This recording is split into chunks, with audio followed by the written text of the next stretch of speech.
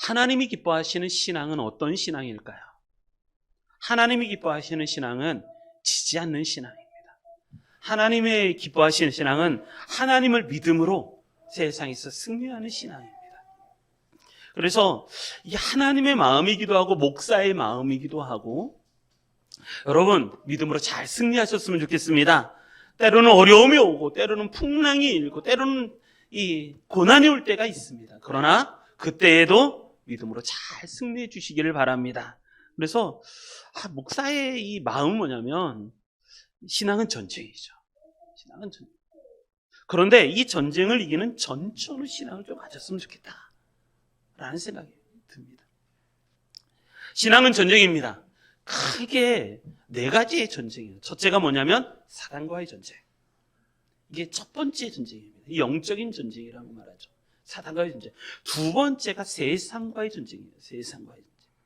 세상은 결코 우리에게 호의적이지 않습니다. 세상과의, 세 번째가 죄와의 전쟁이에요. 죄와의 전쟁.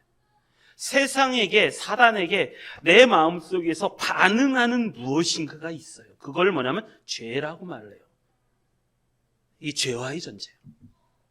네 번째가 뭐냐면 나 자신의 인격적인 전쟁이에요. 나 자신과의 전쟁. 이게 나와의 전쟁이죠. 그래서 나 자신과의 인격적인 전쟁. 그런데 지금 이 시대를 이렇게 보면 뭐 안에 있는 게 깊기 때문에 이 네 번째 자신과의 전쟁, 자신의 인격과의 전쟁에서 대부분 다 넘어지는 것 같아요. 왜냐하면 속기 때문에 그래요. 속기 때문에. 오늘 예수님이 하신 말씀도 뭐냐면 속지 말라는 거예요. 사단은 속이는 자인데 우리는 속지 말라는 거예요. 자꾸 넘어지는 거예요. 넘어지는 이유에 대해서 오늘도 말씀을 드릴 텐데 우리는 자꾸 넘어집니다. 왜? 속기 때문에 그래요. 사단은 자신을 싹 감추는 존재입니다. 자신을 싹 감추어서 다른 것을 보게 해요. 그러다 보니까 우리가 자꾸 세상에 넘어지고 죄에 넘어지고 자꾸 넘어집니다. 그래서 나 자신이 무너지는 거죠. 그래서 산전수전 잘 이기는 전천후 신앙 가졌으면 좋겠습니다. 한번 따라하겠습니다. 전천후 신앙을 갖자. 다시 한번 전천후 신앙을 갖자. 냉장고도 그런 냉장고 있잖아요. 전천후 냉장고. 저 전천후 텔레비전 뭐 그런 거 있잖아요. 전천후. 이 전천후라는 말은 무슨 말이냐면 이런 말이에요. 어떤 날씨나 상황에도 제 기능을 다 하는 걸 얘기해요. 그래서 산전수전, 산에 가서 싸우면 산에서도 강하고, 수전, 물에서 싸우면 물에서도 강하고, 공중전, 공중에 싸우면 공중에서 강하고, 바다에서 싸우면 바다에서 강한, 그걸 뭐냐면 전천후 신앙이라고 말해요. 전천후 신앙. 우리 성도님들 전천후 신앙 소유하셔서 잘 이기시기 바랍니다. 오늘 그 비밀에 대해서 말씀을 드리려고 합니다. 자꾸 넘어지는데 잘 이기셨으면 좋겠습니다. 제가 어떤 교회를 하나 소개해 드리겠습니다. 이 교회는 선교사님들이 오셔서 채운 첫 번째 교회이기도 하고, 또 첫 번째 교회, 이 지역에 세운 첫 번째 교회, 선교사님들이 세운 교회예요. 이 교회 이름이 뭐냐면 김제금천교회라는 교회가 있어요. 김제금천교회. 우리 통합지 교회고 선교사님이 세운 교회예요. 이 교회는 오래되었죠. 벌써 선교사님들이 세운 교회니까 기역자 교회로 되게 유명합니다. 남자와 여자가 같이 예배드릴 수 없다 해갖고 이쪽엔 남자, 이쪽에는 여자 이렇게 세워서 서로 안 보게 예배에 하나님에 집중하자 세웠던 그러한 어떤 교회였습니다. 근데 이 교회가 뭐 이렇게 생겼죠. 기역자로 생겨서 기역자 오래전 교회예요. 강대상에 있으면 이렇게 보는 교회. 그런데 이 교회에 담임 목사님이 누구냐면 이자익 목사님이라는 분이세요. 이자익 목사님. 왼쪽, 지금 이 사진에 보면 오른쪽에 보이시는 분이 이자익 목사님이세요. 이자익 목사님은 우리 통합직에서도 큰 바의 얼굴로 통하는 목사님이세요. 이분이 세운 교회는 20개 교회를 개척하셨고 설립하셨고, 그리고 우리 교단의 총회장으로는 3번이나 총회장을 하셨던 분이시고, 그리고 명예, 권력, 재물 전혀 관심을 두지 않았어요. 큰 교회 청비 다 거절하고 작은 농촌교회에서 끝까지 신앙을 지키고 목회를 하셨던 분이 이자익 목사님이시라는 분이에요. 일제강점기 때는 신사참배 창씨개명 끝내 다 거부하고 고난을 받으시고, 그러다 보니까 이분이 칭찬이 많고 존경을 많이 받다 보니까 이분을 부통령께서, 우리나라 대통령 밑에 부통령 우리나라의 이 대통령 쪽에서 뭐라고 그랬냐면 이렇게 얘기하는 거예요. 우리나라 이 내각에서 뭐라냐면 장관을 좀 해달라. 장관을 좀 해달라. 그런데 이 목사님이 거절을 했어요. 나는 목회자요. 장관 얼마나 좀 이름이 있어요. 내각에 들어와서 좀 나라의 행정을 좀 봐달라 했더니 나는 목회자예요. 목회자. 나는 목회자로 살았고 목회자로 죽을 것이니까 나는 목회자로서 내가 평생 하나님이 주신 사명 감당하겠다. 그래서 장관직도 다 거절하신 분이 이분이세요. 그리고 나서 나중에 대전신학대학교를 설립하셨어요. 우리 통합 측의 교단, 이게 신학교가 많은데 그 중에 대전신학대학교, 거기를 설립하신 분이 이자익 목사님 분이세요.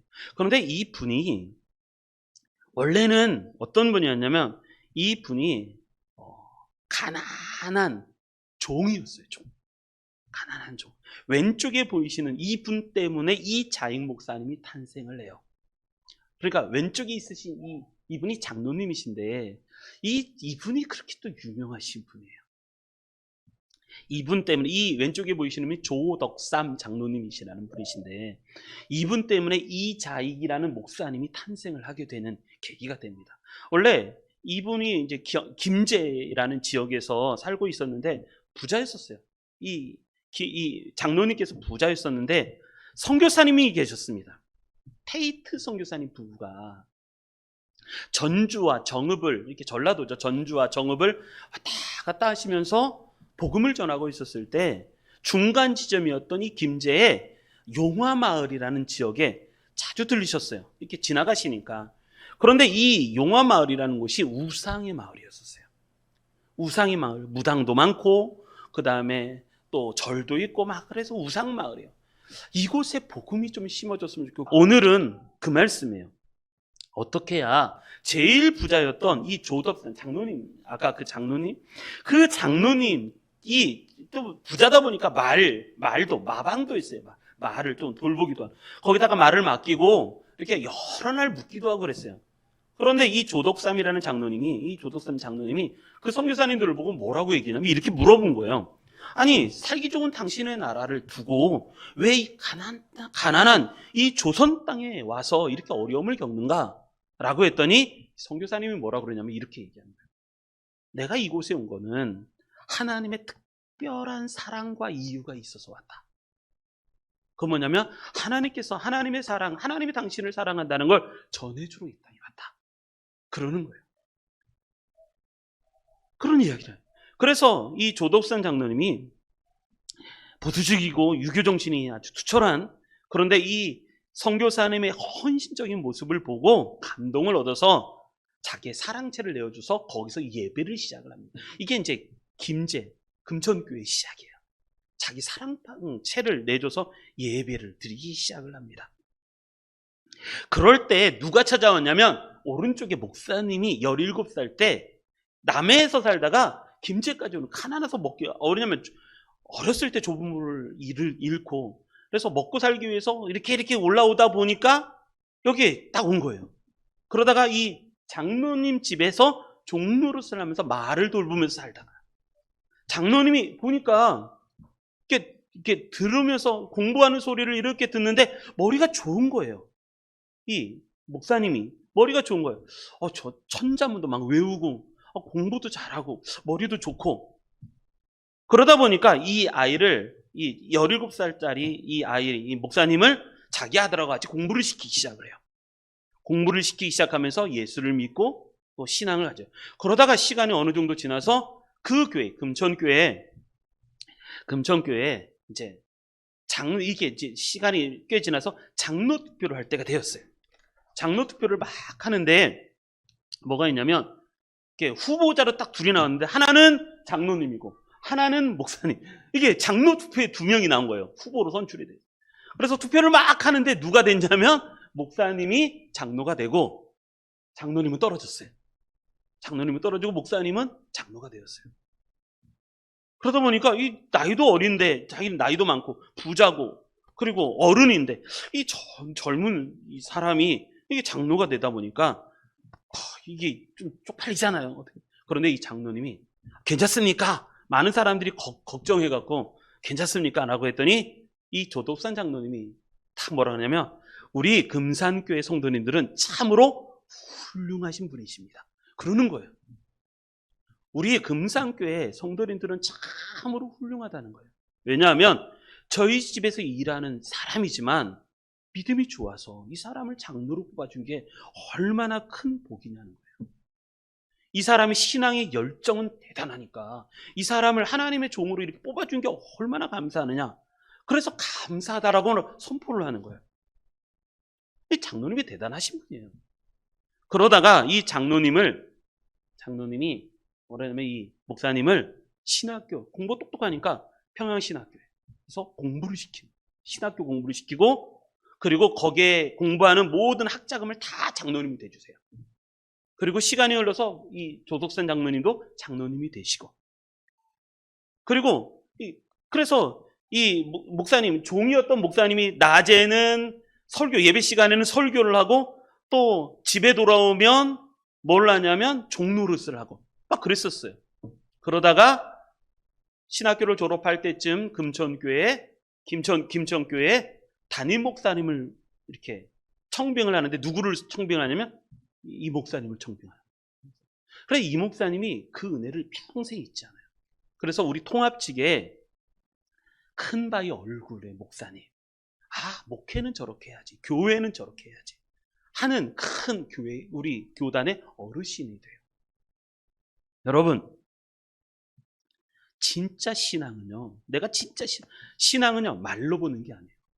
신앙은 내가 뭘 잘하고 내가 뭘 잘하고 그게 아니라 신앙은요, 인격으로 볼 수 있어야 돼요. 행동하는 것을 보면 그 신앙이 어떤지를 분명하게 알아요. 말은 하나님의 청산유수같이 하나님의 말씀을 전해요. 근데 행동을 보면 달라요. 그럼 그 사람은 가짜인 거예요. 진짜는 말과 행동이 같은 거예요. 그 중에 이 이장희 목사님이 그러신 분이셨어요. 평생 주의 종으로서 순종하며 주의 종의 일을 하다가 내가 그렇게 가겠다. 그러한 꿈을 갖고 그렇게 살아가셨던 분이 이장희 목사님이셨어요. 그러니까 큰 장로님 밑에 또 큰 목사님이 나오시는 것 같아요. 여러분 부탁입니다. 큰 신앙 가지시길 바랍니다. 오늘 이것이 우리의 영적인 싸움이에요. 영적인 싸움. 우리가 살아가고 있는 신앙생활이 다 이 싸움이에요. 그런데 다 넘어지는 거예요. 오늘 이 성경의 말씀, 예수님이 첫 번째 한 설교잖아요. 마태복음 이 5장, 6장, 7장이. 5장, 6장, 7장. 그래서 5장의 말씀을 갖고 뿌리 깊은 영성, 뿌리 깊은 나무가 되라. 이것을 전했다면 오늘 이 6장의 말씀은 어떤 거냐면 우리가 걸어가야 할 길에 대한 이야기예요. 신앙이 예수 믿는 사람들이 어떻게 살아가야 될까? 제자의 길을 걸어갈 때 그 제자의 길, 그 길을 어떻게 가야 되는가? 어떻게 살아가야 되는가? 그 말씀이 오늘의 말씀이에요. 여러분, 도라고 하는 것은 뭐냐면 정신을 말해요. 제자의 정신. 그게 어떤 정신인가? 제자의 도, 이게 제자도가 길이잖아요. 어떻게 그 길을 걸어가야 될 것인가? 그 말씀하는 거잖아요. 그래서 오늘 말씀을 통해서 하나님이 기뻐하시는 제자의 길을 걸어가려면 어떻게 해야 될 것인가? 세 가지 말씀을 드리겠습니다. 이 세 가지 말씀을 통해서 예수님이 도대체 초창기 처음 설교를 마태복음 5장에 6장에 처음 설교하는데 도대체 그 메시지가 뭔지 오늘 말씀을 통해서 흔들리지 않고 쓰러지지 않고 넘어지지 않는 그러한 뿌리 깊은 우리 성도님들이 되시기를 주님의 이름으로 축복합니다. 자, 그럼 첫 번째 말씀부터 보겠습니다. 1절 우리 같이 한번 보겠습니다. 1절 읽겠습니다. 시작. 사람에게 보이려고 그들 앞에서 너희 의를 행하지 않도록 주의하라. 그러하지 아니하면 하늘에 계신 너희 아버지께 상을 받지 못하느니라. 아멘. 첫 번째, 하나님이 기뻐하시는 제자의 길을 걸어가려면 어떻게 될 것인가? 총 세 가지를 말씀드려요. 두 가지는 하지 말아야 될 걸 이야기하고 한 가지는 해야 될 것을 말씀을 드릴 거예요. 하지 말아야 될 것 두 가지 중에 첫 번째가 뭐냐면 사람에게 보이려고 행동하지 말아요. 이게 첫 번째예요. 사람에게 보이려고 행동하지 마라. 예수님이 말씀하신 이 6장 1절의 말씀, 사람에게 보이려고 그들 앞에서 너희 의를 행하지 않도록 주의하라 라는 거예요. 주의하라. 그러지 아니하면 하늘에 계신 너희 아버지께 상을 받지 못하느니라 라고 말씀하십니다. 사단은요, 우리의 신앙을 공격해요. 우리 신앙이 무너지게, 우리의 믿음이 무너지게 공격을 하는 거예요. 흔들리게 계속. 사단은 우리를 계속 흔드는 존재예요. 흔들어요. 아직도, 지금도 삼킬 자를 찾아서, 불꽃 같은 눈동자로 우리를 삼킬 자를 찾아서 헤매는 게 사단이에요. 틈만 보이면 가서 우리를 흔들어서 삼켜버리려고 한다는 거죠. 우리의 신앙이 무너지지 않게, 믿음이 무너지도록 계속 그렇게 하는 것이 사단입니다. 그런데 오늘 1절에 이렇게 말씀을 보니까 뭐냐면, 우리가 쉽게 무너지는 게 있더라는 거예요. 그게 뭐냐면 외식이에요. 외식. 위선. 형식주의라는 거예요. 우리의 신앙이 왜 자꾸 무너지는가? 사람 보고 신앙생활하니까 그래요. 사람 보니까. 사람에게 잘 보이려고 내가 신앙생활하는 거예요. 이걸 뭐냐면 위선이라고 말해요. 위선.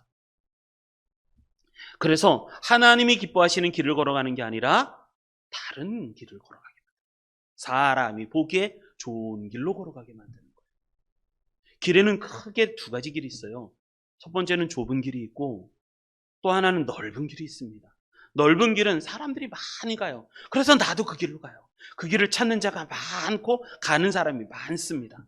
그런데 그 길은 예수님 말씀하시죠. 필경, 마지막 반드시 그 길의 끝에는 사망이 존재한다는 거예요. 사망. 근데 좁은 길은 협착하고 찾는 이가 적다는 거예요. 여러분, 구원받을 사람이 많겠습니까? 아니면 멸망받을 사람이 많겠습니까? 멸망받을 사람이 훨씬 많아요. 왜냐하면 길이 넓기 때문에 그 길을 찾는 사람이 너무 많아요. 좁은 길을 가는 사람. 그런데 이 길을 가는 사람은 길도 협착할 뿐만 아니라 길을 가는 사람도 적어요. 그런데 그 길은 끝은 반드시 생명의 길인 거예요. 생명의 길. 우리는 자꾸 사단에게 속아요. 세상에서 막 흔들어요. 막 흔들어서 나 따라와라, 나 따라와라. 그래서 우리가 세상에서 칭찬 듣는 거, 세상에서 막 이걸 너무너무 좋아하다 보니까 길을 벗어나게 돼요. 사단은 그래서 우리에게 뭐냐면 영적인 싸움이 그거예요. 내 시선을 빼앗기지 말아야 돼요. 내 시선을 자꾸 세상에 뺏겨요. 사단에게 뺏겨요. 내 시선을 자꾸 다른 곳에 뺏겨요. 사람에게 잘 보이려고 뺏겨요. 여러분, 사람에게 잘 보이지 마시고 하나님에게 잘 보이시길 바랍니다. 하나님에게 잘 보이려고 하셔야지 승리하지. 사람에게 잘 보이려고 하면요, 여기 때는 이렇게, 저기 때는 저렇게. 그러니까 요리 같다, 조리 같다, 요리 같다, 조리 같다. 자꾸 흔들리는 거예요. 그러다가 여기도 냉담해지면 또 여기로 가고, 여기서 냉담해지면 또 여기로 가고. 그게 다 내 중심이 흔들리는 거예요. 사람에게 잘 보이려고 하는 거예요, 사람. 그래서 주의하라라는 말은 조심하다, 삼가라는 거예요. 주의하라는 거예요, 주의하라. 사람에게 보이려고 그들 앞에서 너의 의는 옳은 거잖아요. 옳은 거. 내가 옳게 살고 옳게 바르게 살려고 하는, 그런데 그것조차도 사람에게 잘 보이려고 하지 말라는 거예요.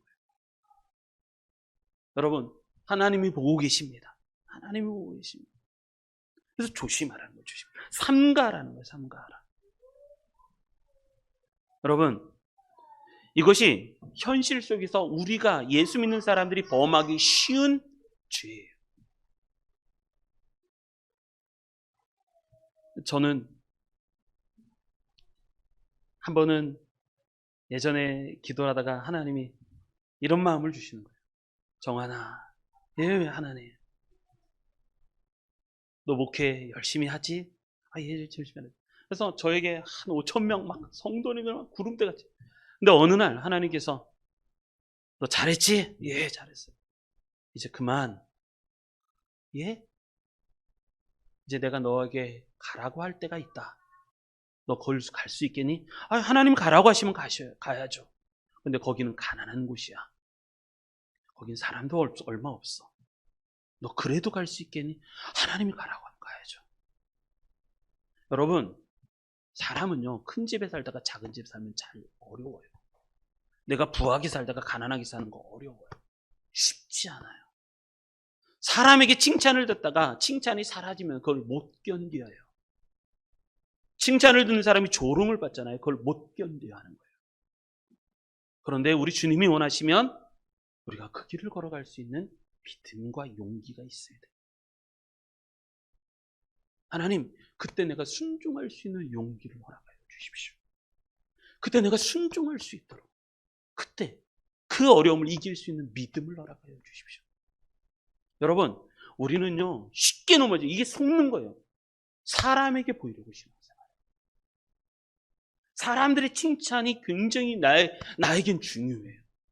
그렇게 살아가는 거예요. 그러지 말라는 거예요. 예수님. 사람에게 보이려고 그들 앞에서 너희 의를 행하지 않도록 주의하라. 그리하지 아니하면 하늘에 계신 너희 아버지께 상을 받지 못하느니라.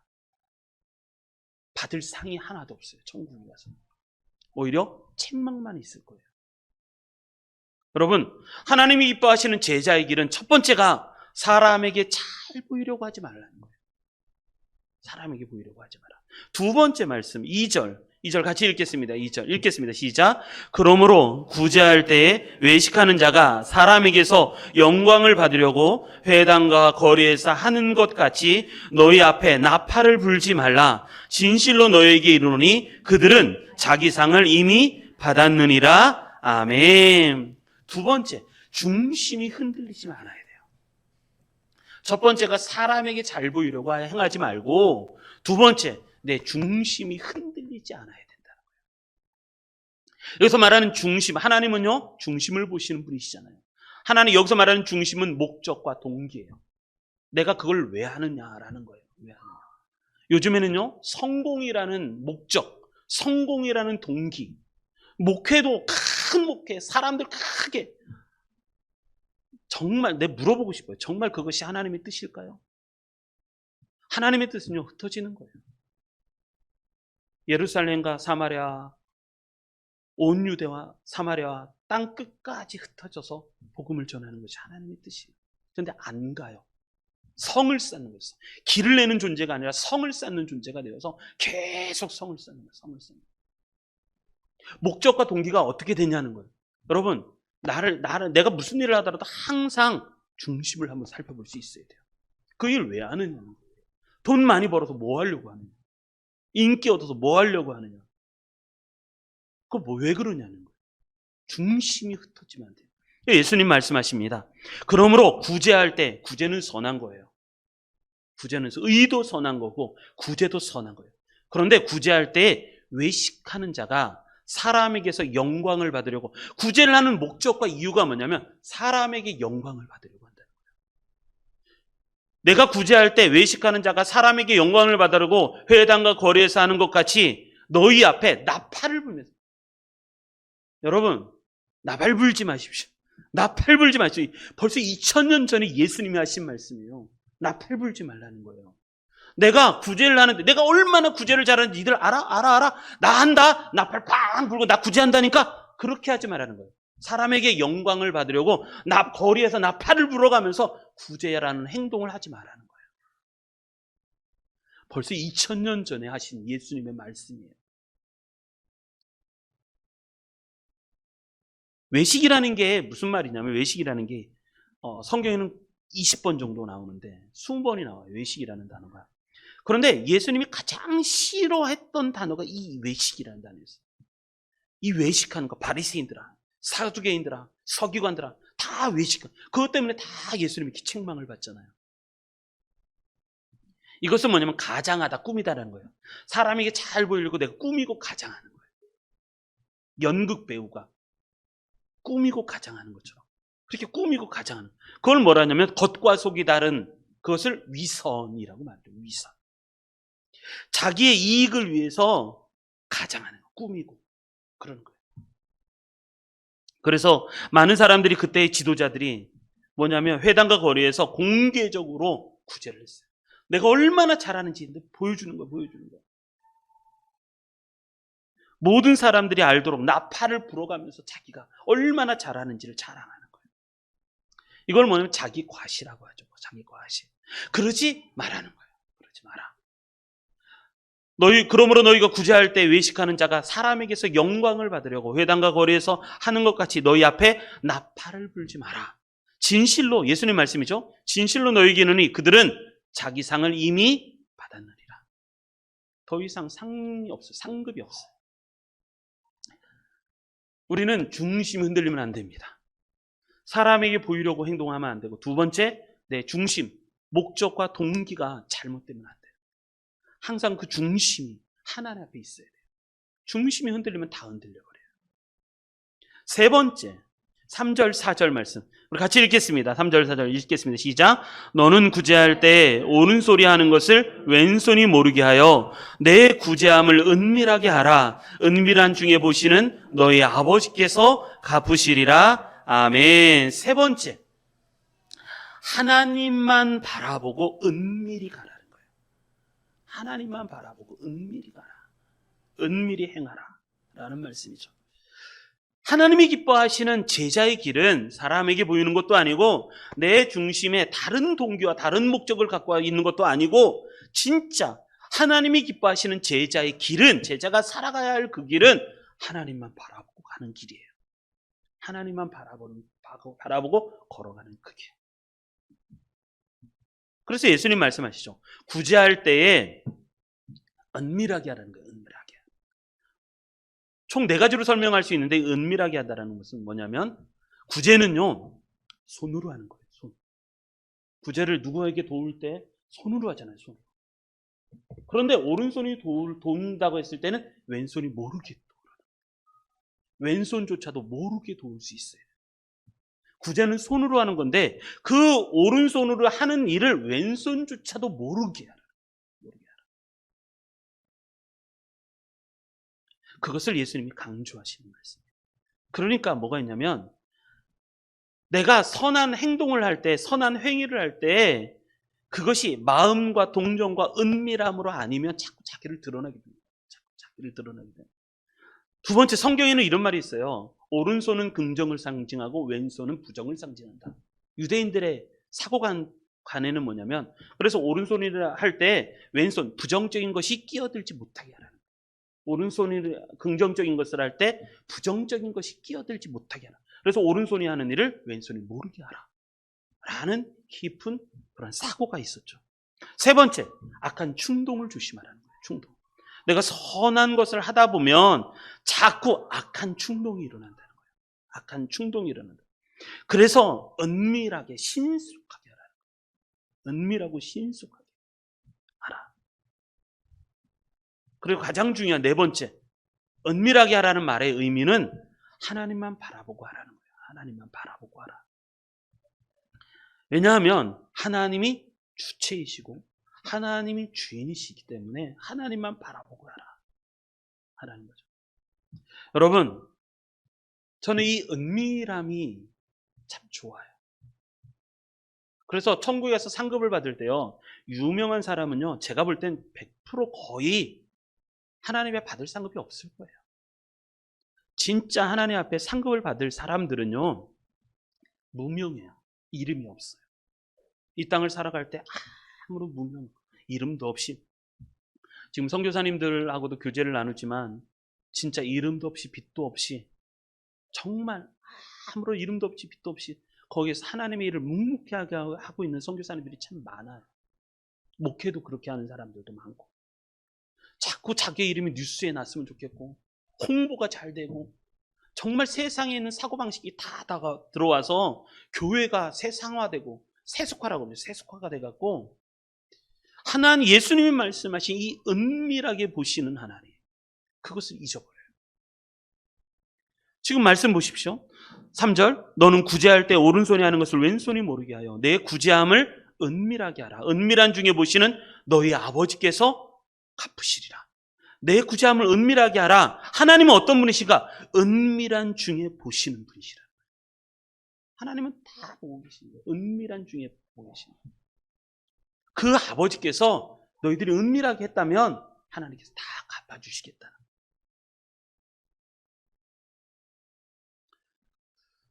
한자 중에 이런 단어가 있어요. 고사성어이기도 한데, 유명한 말이기도 한데, 대지야구라는 말이 있어요. 이 말은 무슨 뜻이겠습니까? 돼지야구.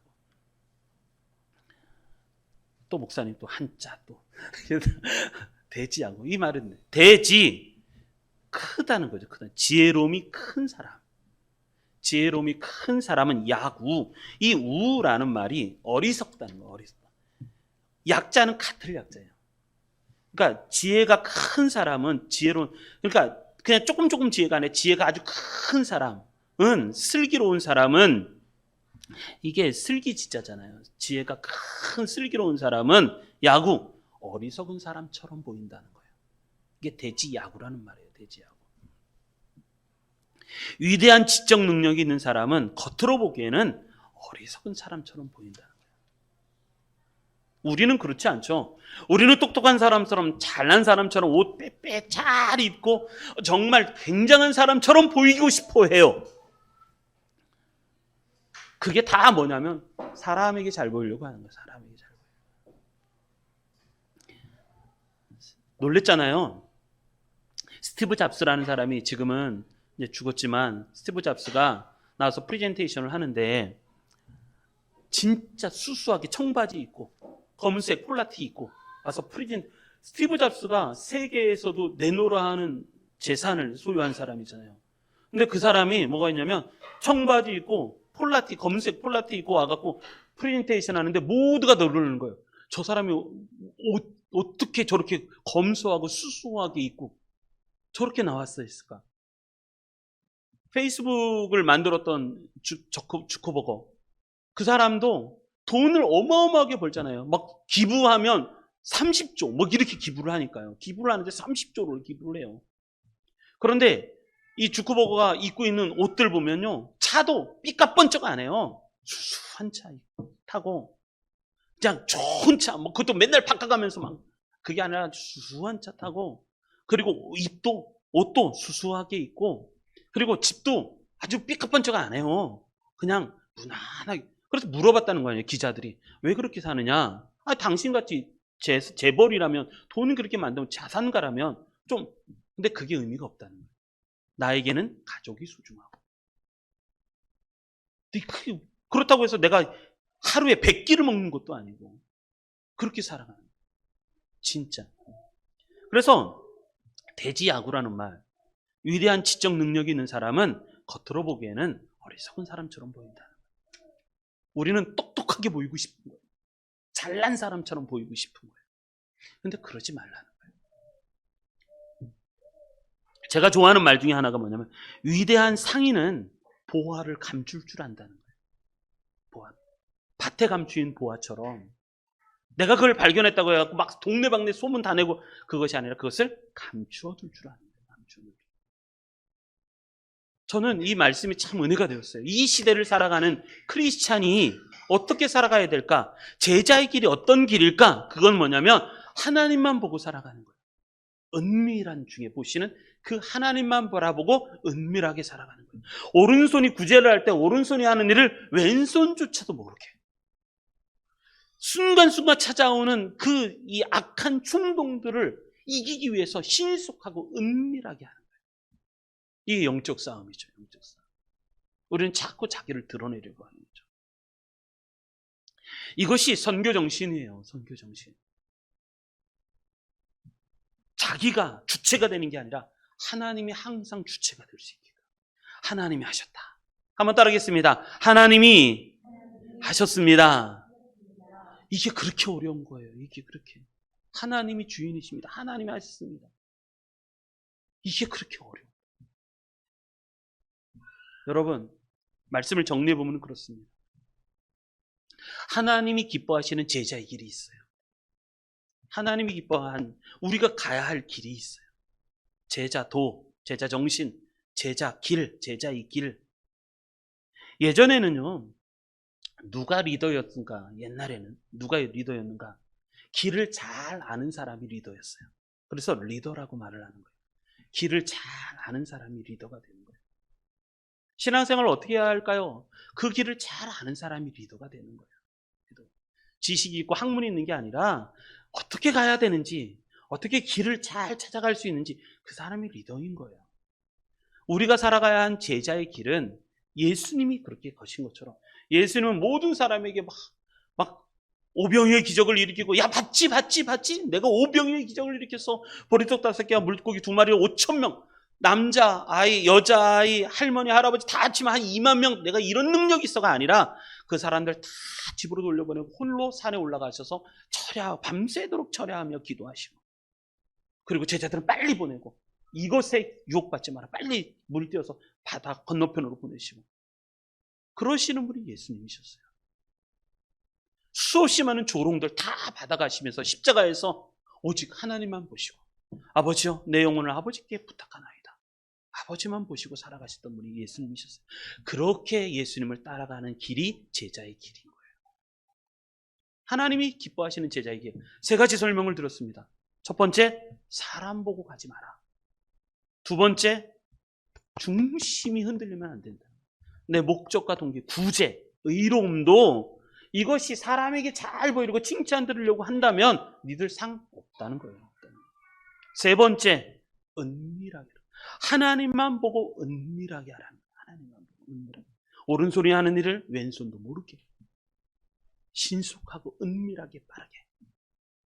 그럴 때 은밀하게 보시는 너희 아버지께서 모든 것을 다 갚아주실 것이다 라는 말씀이에요. 이것이 우리가 걸어가야 할 제자의 길이에요. 제자의 길. 근데 이 시대는 자꾸 이것에서 무너집니다. 자, 무너지지 마시고 흔들리지 마시고 하나님이 기뻐하시는 제자의 길을 걸어가셨으면 좋겠습니다. 이제 2021년 3개월 남았습니다. 어떻게 살아가야 될 것인가? 이제 제자의 길에 대해서 제가 이제 계속해서 말씀을 전하겠지만, 어떻게 내가 그리스도인으로서 이 땅을 살아가야 될 것인가? 우리 성도님들 잘 승리하셨으면 좋겠습니다.